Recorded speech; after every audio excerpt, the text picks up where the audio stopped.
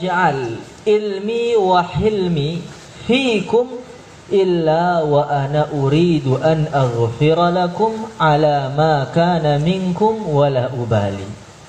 Wahai ahli ilmu agama, wahai ahli Quran, ketahuilah saya tidak meletakkan Al-Quran di benak kalian, di otak kalian, kecuali karena saya ingin mengampuni dosa kalian. Ala ma kana minkum wala ubali. Berapapun dosa kalian, saya tidak peduli, akan saya ampuni semua. Ini adalah firman Allah kepada ahli ilmu agama di sana. Seumpama tidak ada janji apapun untuk ahli ilmu kecuali satu hadis ini sudah sangat menggembirakan.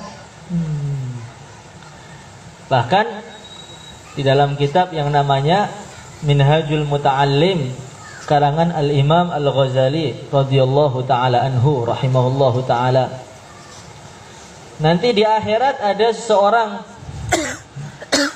yang ditimbang amalnya, ternyata amalnya masih banyak buruknya ditimbang baiknya. Maka para malaikat mengatakan, Tuhan silahkan masuk neraka. Maka Allah berfirman, hei malaikatku, adrik ibadi, kamu susul hambaku itu. Coba kamu tanya kepada dia, pernahkah dia duduk satu majelis dengan ulama? Kenapa seperti itu? Karena ada hadis, man intaqala liyata'allama ghufira lahu qabla an yakhtuwa. Barang siapa yang bergerak ingin belajar ilmu agama, sebelum dia melangkah, semua dosa sudah diampuni oleh Allah. Maka coba kamu tanya kepada dia, pernahkah dia duduk satu majelis, satu rumah dengan ulama? Karena apa? Karena nanti kalau duduk satu majelis, dia memandang ulama, dalam hadis, nadratun ilal alim khairum min ibadatis sanah qiyamiha wa siyamiha. Sekali pandang kepada orang alim, Allah beri pahala lebih banyak pahalanya daripada ibadah 1 tahun, paginya puasa, malamnya tahajud. Itu melihat orang alim. Gimana orang alimnya? Maka ditanya, wahai hamba Allah, Allah bertanya kepada kamu, padahal Allah Maha Tahu, pernahkah kamu duduk satu majlis dengan ulama? Dia merenung, tidak pernah. Ternyata dia sepanjang umurnya selama 60 tahun tidak pernah datang ke majelis ilmu sekalipun. Maka Allah bertanya lagi, salhu hal yuhibbu aliman? Coba kamu tanya lagi, apakah dia pernah cinta dengan ulama?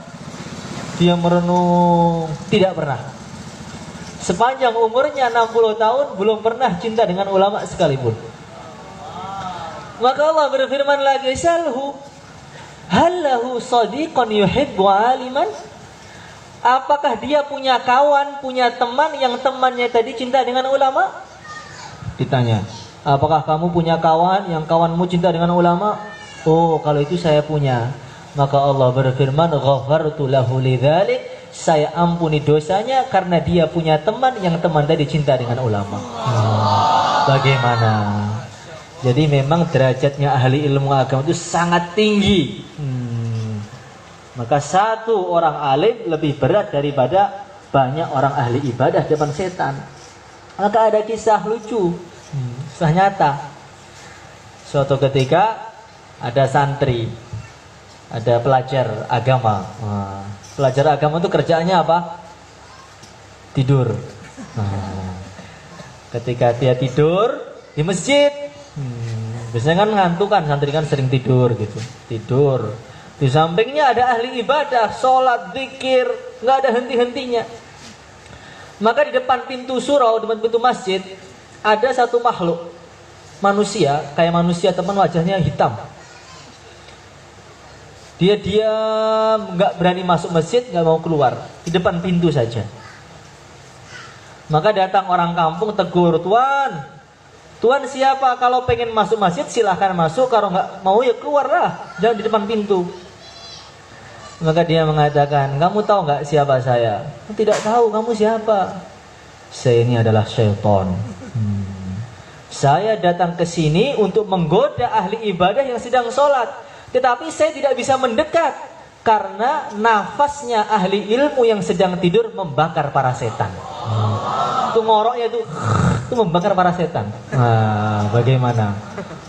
Maka setan takut kalau ahli ilmu agama sampai jadi orang alim betul, digoda biar cepat pulang, nggak mau ngaji lagi. Nah, bagaimana? Kita syukur hari ini. Gembira apa enggak? Ya, mungkin saya sampaikan kita akan membagi hadiah atau apa ini.